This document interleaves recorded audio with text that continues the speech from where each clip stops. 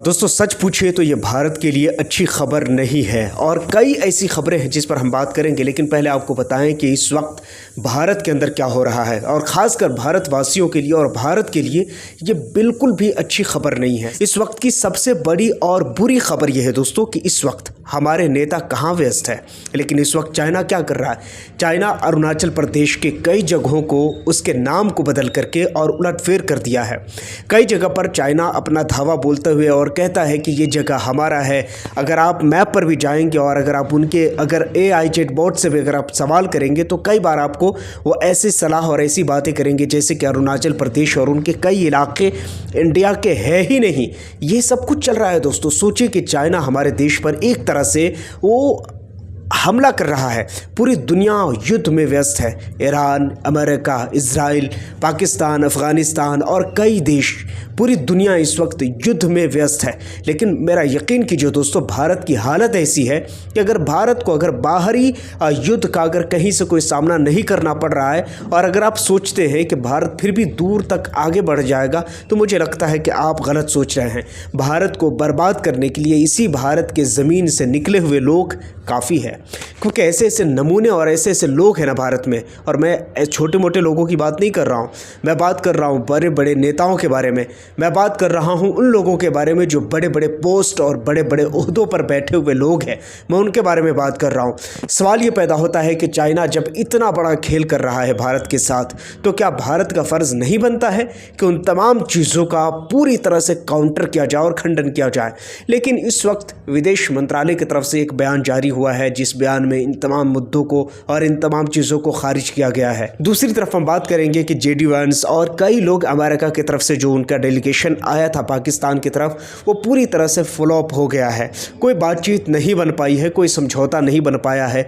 कई बार आप मीडिया में ये सुन रहे हैं और आप भी कन्फ्यूज़न के शिकार हैं कि आखिर हुआ क्या है। आप अगर मीडिया में जाएंगे तो बहुत बार ये चीज़ आपको देखने को सुनने को मिलेगा।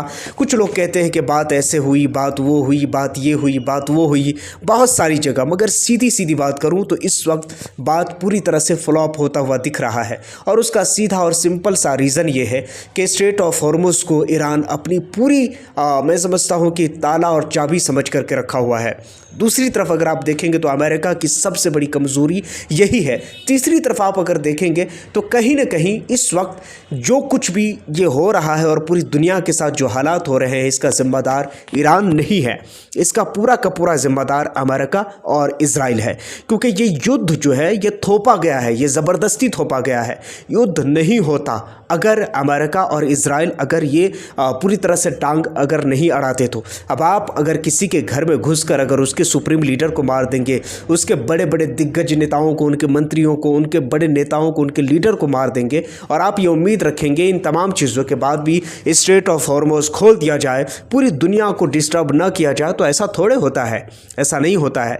जब आप उनके लीडर को अगर आपने मारा है, उनके लीडर को आपने ख़त्म किया है और आप इस उम्मीद में बैठे हो तो आप गलत हो। तो पूरी दुनिया में अगर देखा जाए तो इस युद्ध को पूरी दुनिया के सर पे, पूरी दुनिया के माथे पर इन दो लोगों ने थोप कर रख दिया है और इन्हीं दो लोगों की वजह से पूरी दुनिया आज परेशान और व्याकुल हो चुकी है। दोस्तों अगर उसी के साथ अगर हम बात करें तो इस वक्त पाकिस्तान जो कि मीडिएटर का किरदार और भूमिका अदा कर रहा था, इससे पूरी दुनिया में पाकिस्तान की छवि कहीं ना कहीं बेहतर होने की तरफ गई है। उसी के साथ अगर हम भारत की बात करें तो भारत में इस वक्त भारत क्यों नहीं आगे बढ़ रहा है? मैंने आपको शुरू में एक चीज़ कहा था कि भारत आगे क्यों नहीं बढ़ रहा है। उसके पीछे सबसे बड़ा कारण ये लोग हैं दोस्तों।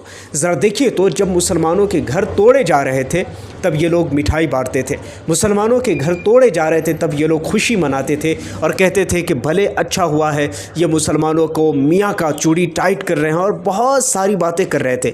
लेकिन आज जब खुद मेरठ के अंदर में इनकी दुकानों को तोड़ा जा रहा है, जबकि यकीनन सरकार का भी एक अपना पक्ष है। सरकार कह रही है कि ये उन लोगों की दुकानों को तोड़ा जा रहा है जो अवैध ज़मीनों पर, जो सरकार की ज़मीनों पर बनाए गए दुकान हैं और जो सरकार की ज़मीन पर, अवैध ज़मीन पर बनाए गए जो प्रॉपर्टीज़ है या कह लीजिए दुकान है, उनको हम तोड़ेंगे।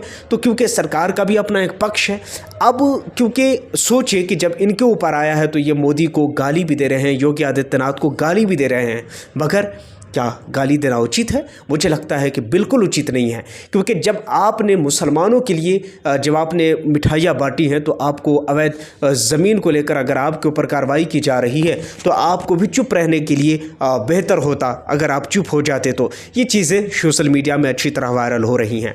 मेरी बात से आपको ज़रूर जो मैं समझता हूँ कि मतभेद हो सकता है, मगर क्या इससे मतभेद तो नहीं हो सकता है ना कि ये वही लोग हैं ना जिन्होंने बीजेपी को वोट दिया था सिर्फ इसलिए कि मुसलमानों को उन्होंने परेशान किया, मुसलमानों की वो चूड़ी टाइट करते हैं, इसलिए उन्होंने बीजेपी को वोट किया है। यानी कि उन अवैध ज़मीनों पर से उन दुकानों को हटा रहे हैं।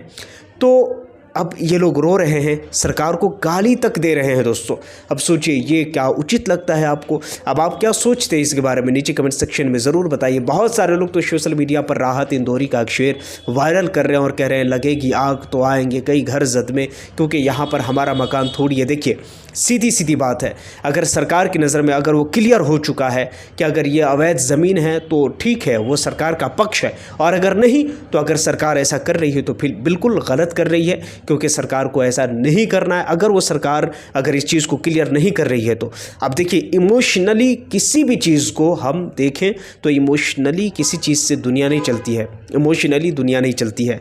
बहुत से हज़ारों सैकड़ों मुसलमानों के घर यहाँ पर बुलडोज़ किए जा चुके हैं, मगर किसी के कान पर जूं नहीं रहेगा। अब सोचिए, जबकि खुद अपने ऊपर बात आई तो अब गाली तक दे रहे हैं। तो ये आपको कहाँ तक अच्छा लगता है? मुझे नीचे कमेंट सेक्शन में ज़रूर बताइएगा।